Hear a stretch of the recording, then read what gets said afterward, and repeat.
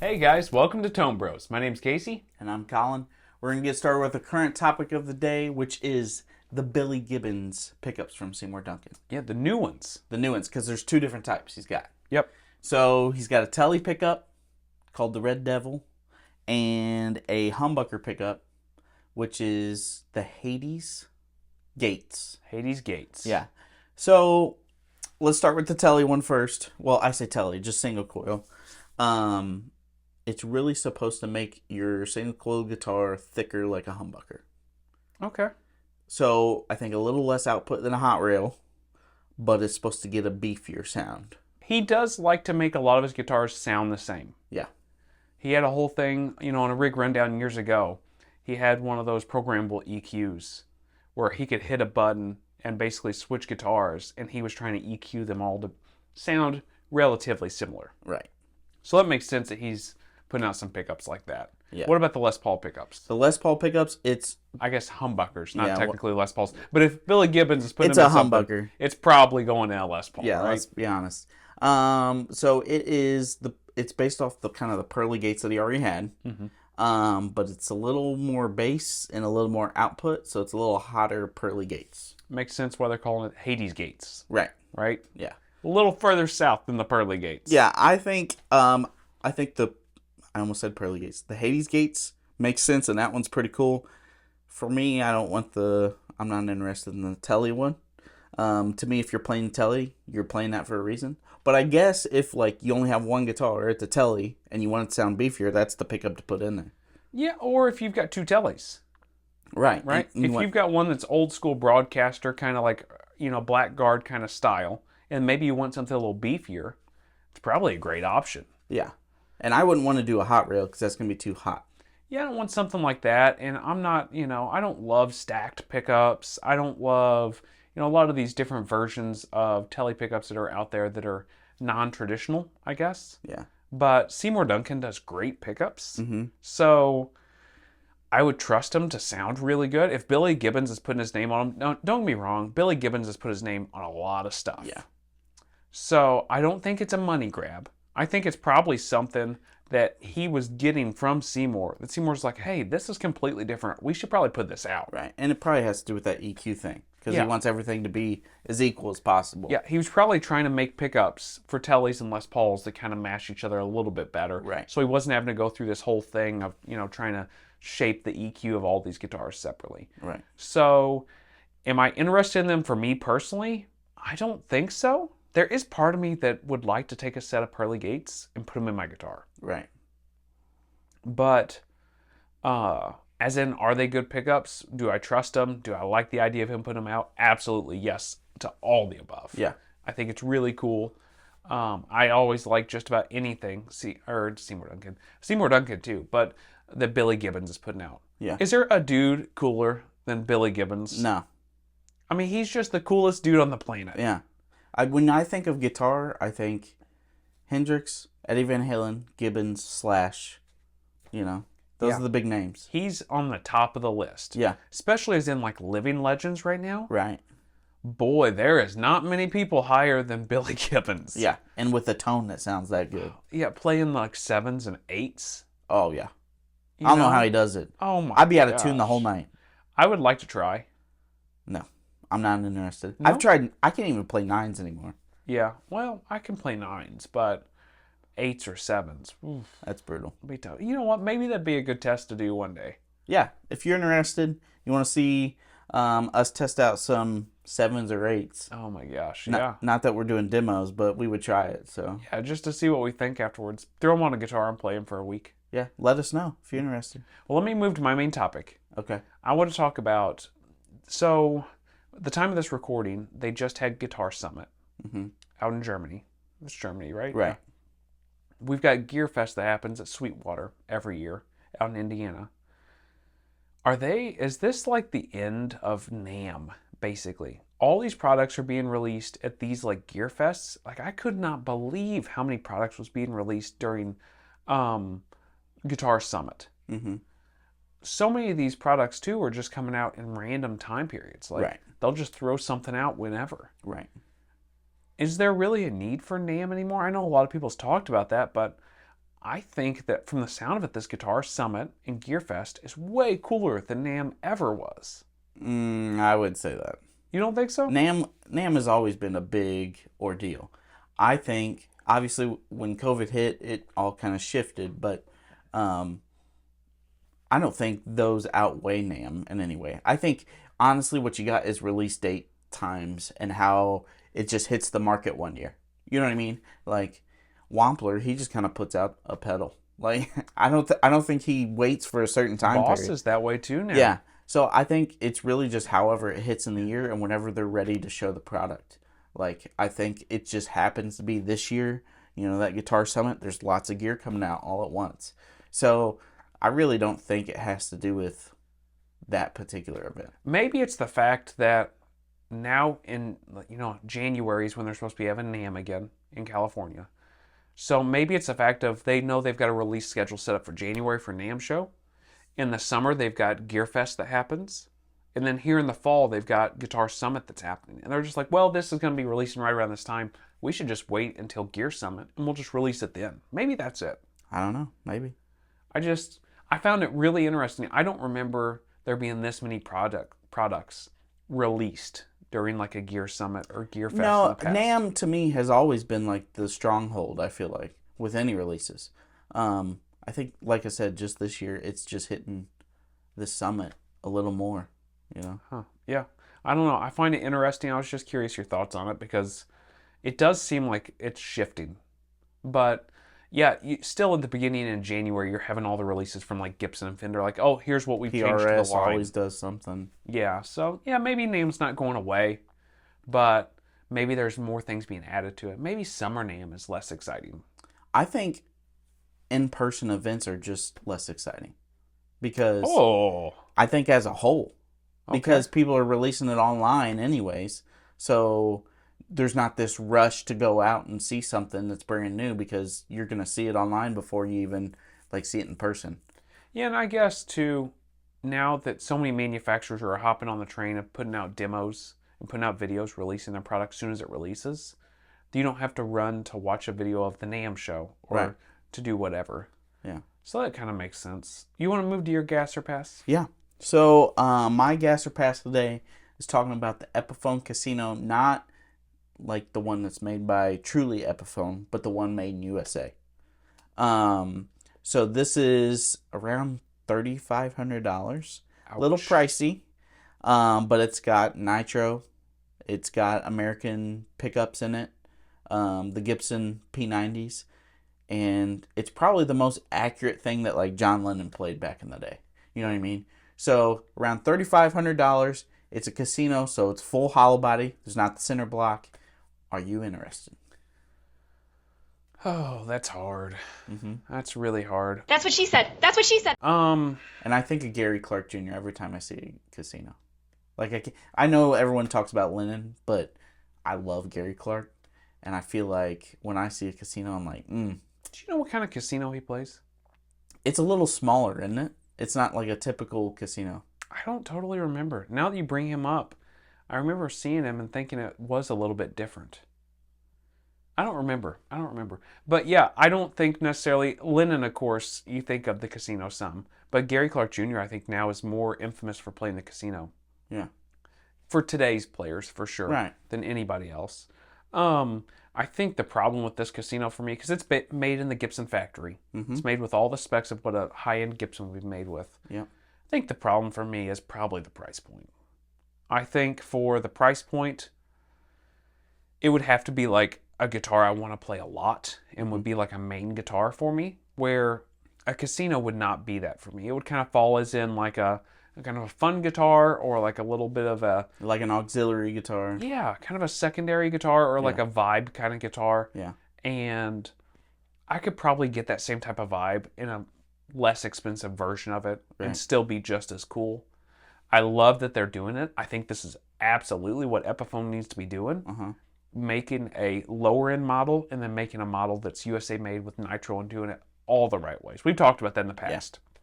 I really think it's the right way to do it.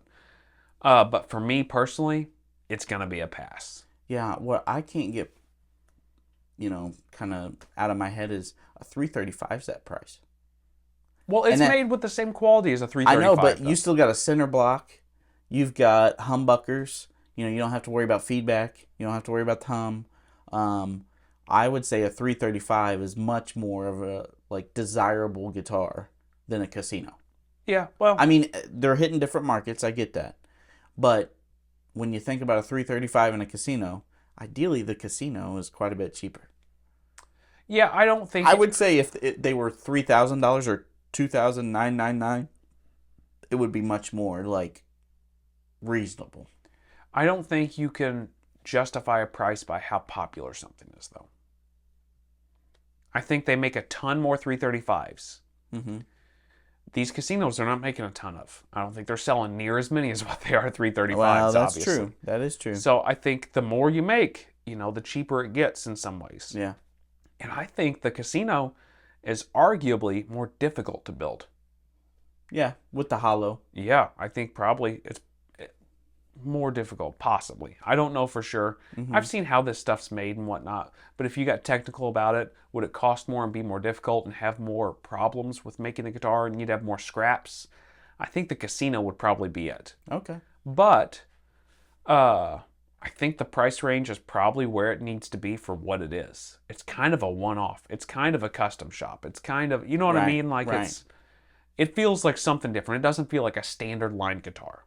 So I'd almost treat it like a custom shop guitar, even though it's not. Yeah, that makes sense. So for me, it's a pass, though. Is it a pass for you? It's a pass just because I'd rather have a 335 for that price. Okay. So my gas or pass is probably more for me than you. Okay. But it's the Boss. It's the new Boss SDE 3. Okay. It's the new That's compact the dual pedal. delay? Yeah, it's the dual delay. It's based off the SDE 3000. These names. Yeah, they're great, aren't they? So it is $219. You get 2 separate delay engines in there. Mm-hmm. You can send them parallel and series.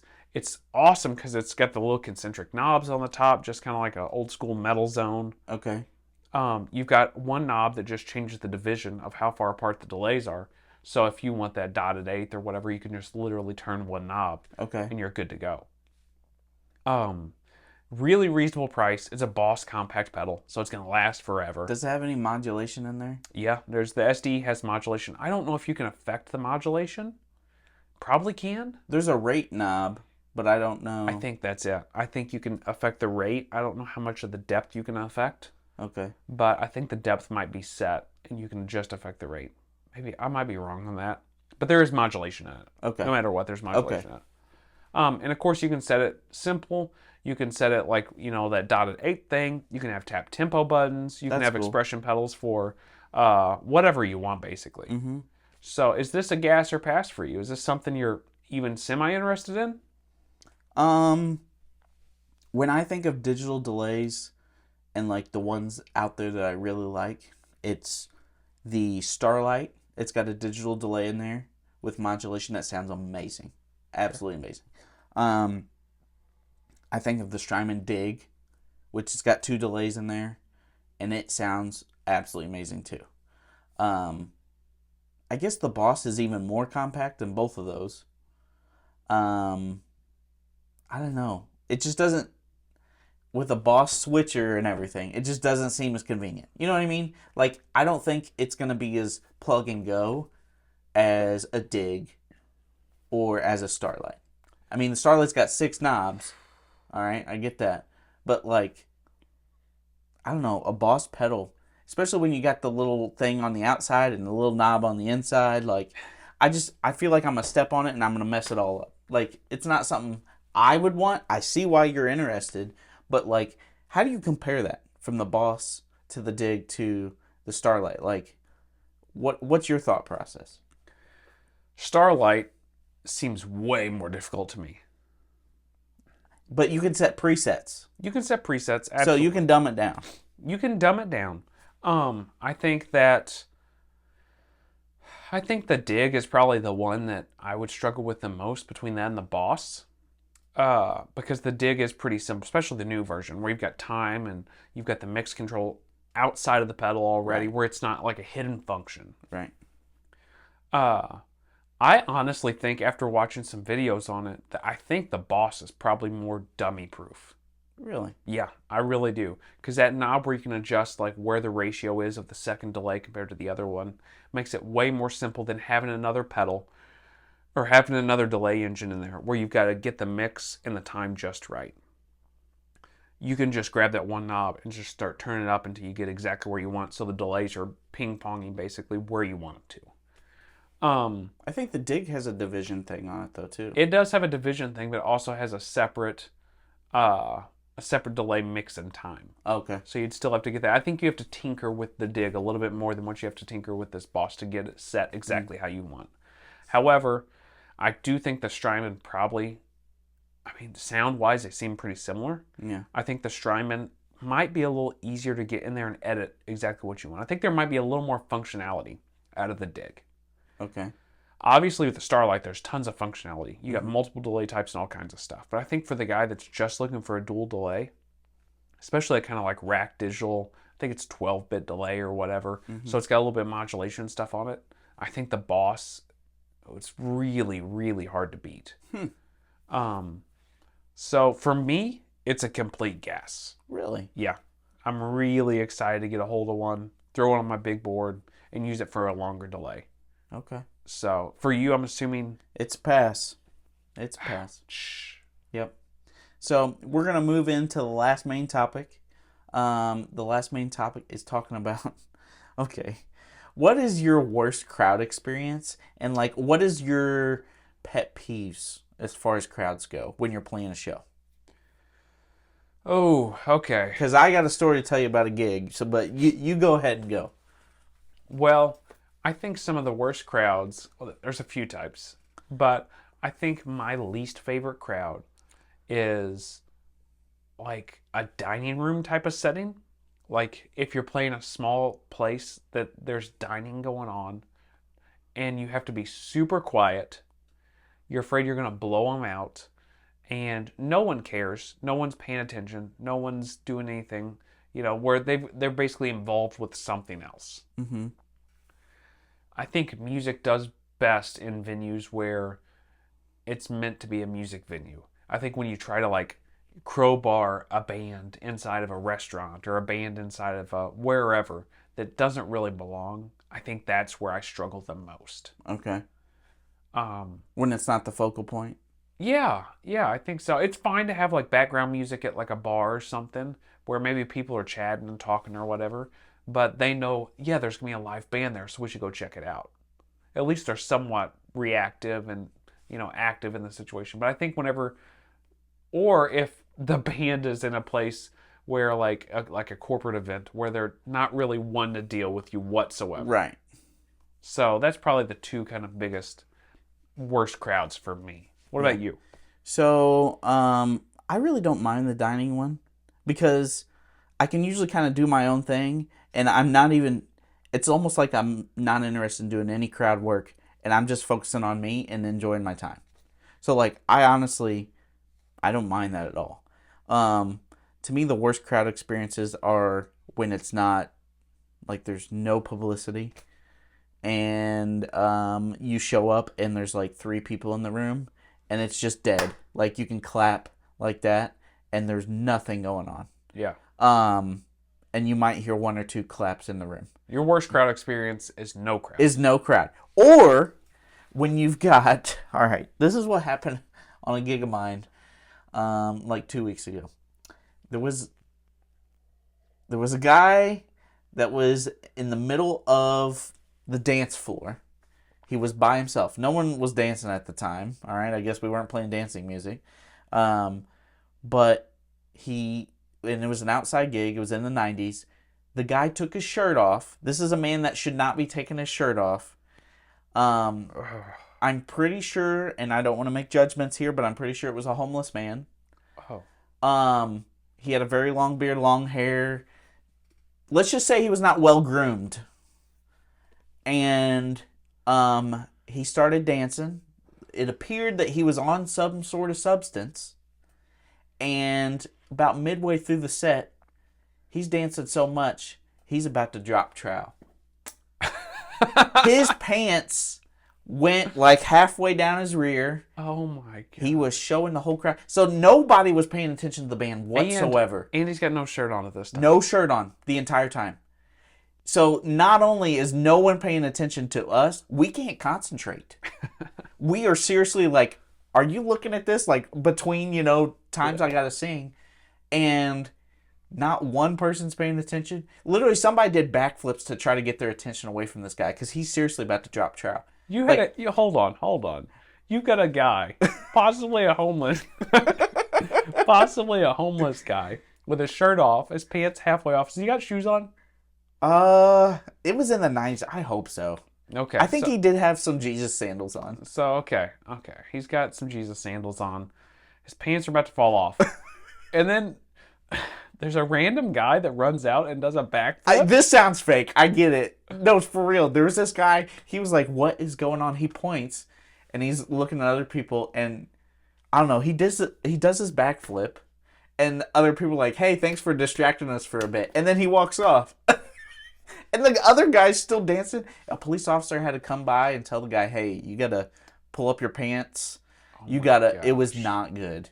So, moral of the story is, the worst crowd is the crowd that distracts everything away from you.